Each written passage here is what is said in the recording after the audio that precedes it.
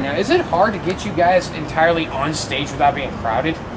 Depends on the stage. We played Underground Rock Shop on 27th September. That was great. I think the worst. Some of us were on stage. Were you guys doing like humping legs on stage? Yeah. I can only imagine him singing vocals. He's sitting there like this. He got two guys right here. He's like, shit, don't move, don't move. Yes. All right, we all become, hey, don't do that, don't do that. I got balls on my legs. Do you have any surprises that we want to tell, we want to let release to the fans right now? It won't be a surprise. That's not a surprise, that's a downside. We'll become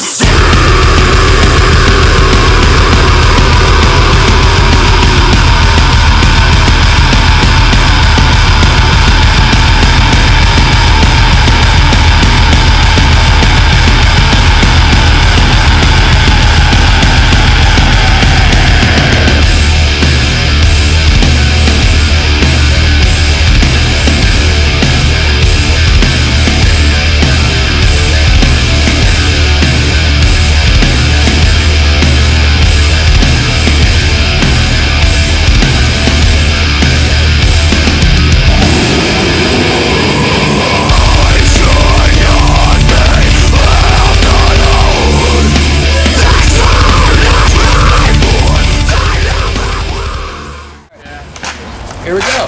Hey everyone, this is Smiles here from JSC Media. Thank you so much for tuning in. And today I have the pleasure to introduce you to the one and only Apathy Syndrome. Introduce yourselves, guys.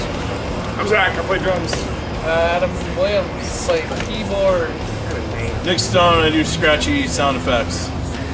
I am Tim Sigler, and I slap in the bass, man. I'm Joe Day, go by J Knight on stage on vocals. Tanner Corn, I play guitar and backup vocals. And they're the band. What gave you guys your inspiration for your original masks? A little bit of it's like, it fits our personality. Mine's kind of post-apocalyptic. I'm one of those like doomsday prepper fucking crazies. He's a Booker B. Like So, yes. Yeah, I'm Booker B. Live. Perfect. Exactly. You're welcome. Yes. I Booker B. Live. had 3 days of notice to get a mask, get up, learn all the songs, and then play. Sorry. So I didn't have very long to figure it out. Then I came across the Plague Doctor mask, which goes along with the We All Become Sick, and so it works out. Nice. I'm a big fan of science fiction, so when I saw my mask, it reminded me of General Grievous and Sauron. So I was like, I'm gonna pick that one up. Plainest of both all. I just have a skull mask. My mask is just like a morph suit material. Voltron? Bullfrog, yeah. Beard is getting ginormous. Very bullfroggy. Sort of blending with the sun. I was a bullfrog. Right. Slenderman meets The Voltron. original that I had in mind was to do the Slenderman because at first I wore a suit on stage but I couldn't see out of it, so I just cut eyes out and made it look kind of scarecrowish, I guess. I'm on my third mask now. The first two masks, I designed the first mask just a plastic mask. I just needed something to be able to sing out of. The second one, this other guy designed it. Nothing really to apply to anything, but my latest mask, I designed that myself, painted it myself. And like I said, I go by the moniker J Knight, and it's sort of like a night mask. And I have the mouth cut out so I can sing, and it's just, it really like makes me. Makes who I am. I feel more comfortable in the mask and a lot more like natural. Like this is my being. This is what I want, and that's what it came out with. All right. How many songs have you officially released so far? On stage, it would be 11. 13? We have 13 songs. It's 11 songs is what we officially have right now. Yeah, damn, you guys are working on an album, aren't you? Yeah, we're actually going to be in the studio working on that album here. We want to make sure that it's perfect.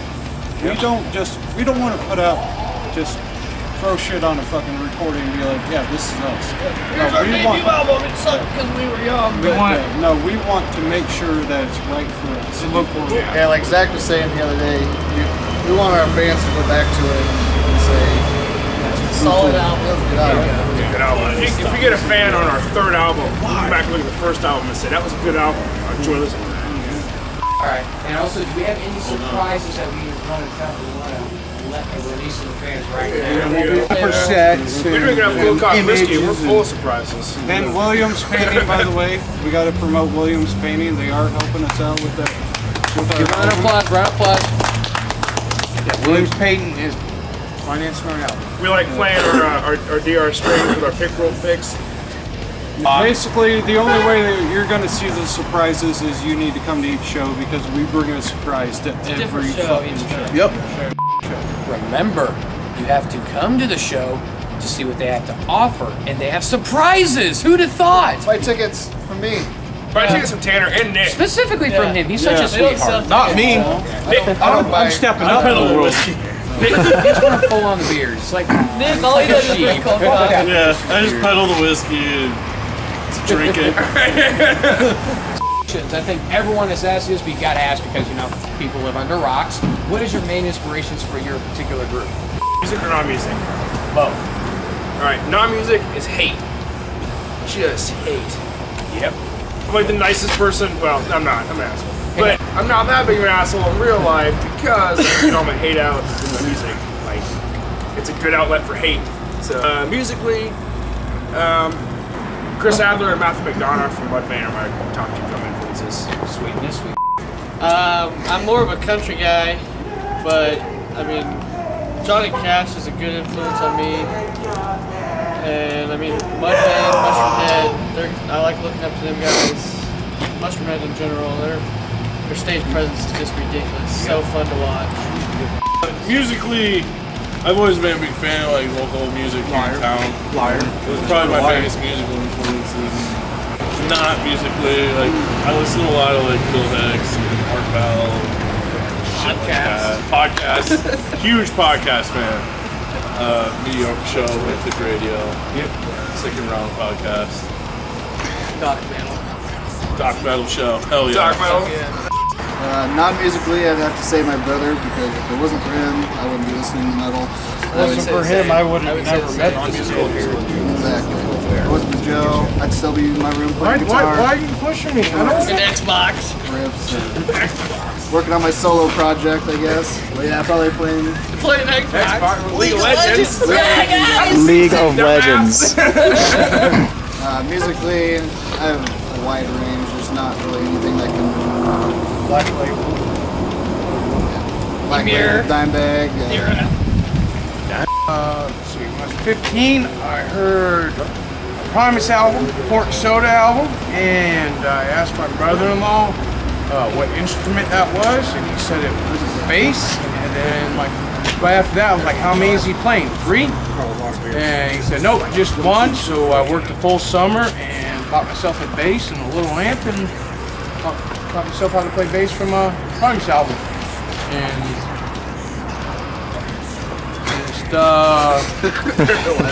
been playing ever since. So yeah, my mom, big supporter I ever had. So actually, when she passed away, I quit playing, and then if it actually wasn't for my sister pushing me to join this band, I probably wouldn't be playing. And I'm glad they pushed me into playing because this band's awesome, great guys, and probably would have never forgiven myself. Big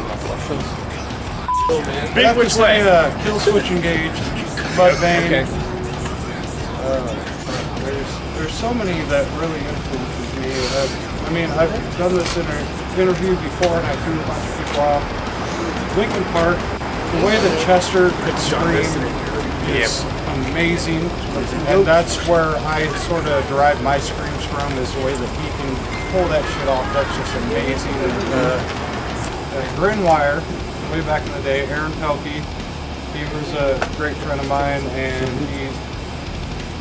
he really influenced me to get into music and shit like that. And I would say just seeing everybody else owning the stage made me want to fucking do the same thing. Made me want to own the stage and get up there and be like, this is my time. You want to dominate. This is my 40 minutes. This is my 50 minutes. This is what I want to do. Let's fucking tear this shit up, and that's what influences me the most.